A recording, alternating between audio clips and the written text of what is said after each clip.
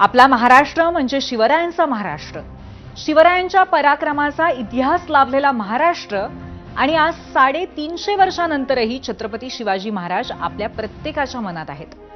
महाराजांविषयी शिवप्रेमींच्या मनात जितकं प्रेम तितक्याच तीव्र भावनाही आहेत.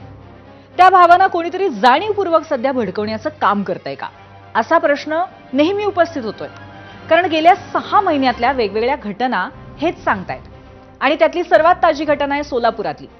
इथले अंजनगावमध्ये 3 दिवसांपूर्वी शिवरायांचा अश्वारूढ पुतळा उभारला गेला आणि तोही इथल्या खेलोबा मंदिराच्या आवारामध्ये. रातोरात उभारलेल्या याच पुतळ्यामुळे अंजनगावामध्ये गेल्या 3 दिवसांपासून मोठा तणाव निर्माण झालाय. 2 समाज एकमेकांसमोर उभे ठाकलेत. गावाला अक्षरशः चौकीचं रूप आलंय. बरं, ही काही पहिलीच घटना नाहीये.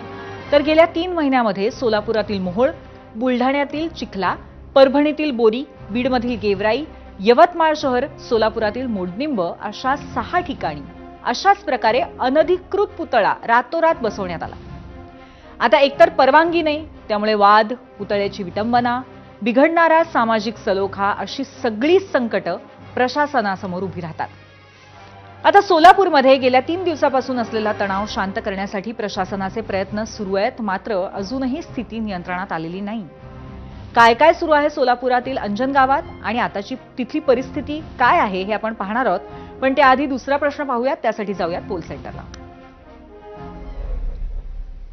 आजचा आमचा दुसरा प्रश्न आहे, राज्यामध्ये छत्रपती शिवाजी महाराजांचे पुतळे कोणत्याही परवानगीशिवाय का बसवले जात आहेत असं आपल्याला वाटतं? तेढ निर्मितीसाठी, जातीय रंग देण्यासाठी का छत्रपतींवरच्या श्रद्धेपोटी? तुमचं मत जाणून घ्यायचंय, कारण यातूनच नक्की काय वाटतंय संपूर्ण महाराष्ट्राला हे कळू शकतं.